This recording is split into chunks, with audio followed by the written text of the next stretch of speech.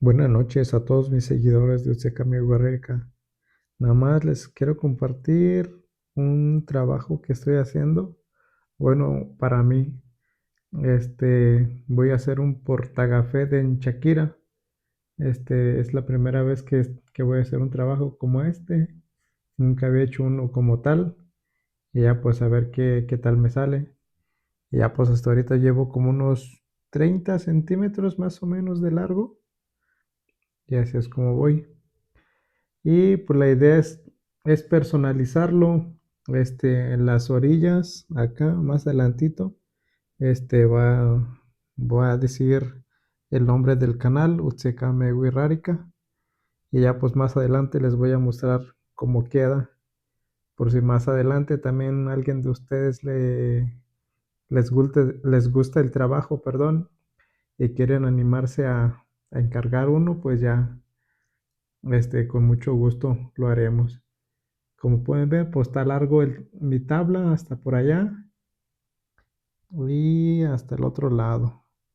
Y ya más o menos mi tabla anda midiendo como arriba de 1,10 m. Pues a ver, más adelante los mantendré al tanto. Y ya pues esperemos que me salga muy bien. Y ya pues este diseño pues no es mío, me lo encontré ahí en internet, se me hizo bonito la combinación de colores y todo. De ancho más o menos mide como unos 3 centímetros más o menos. Pues más o menos como el ancho de los portagafet de tela que hay. Y ya pues ese es el diseño que tiene. Como les digo, pues apenas estoy empezando, va a ser mi primer trabajo.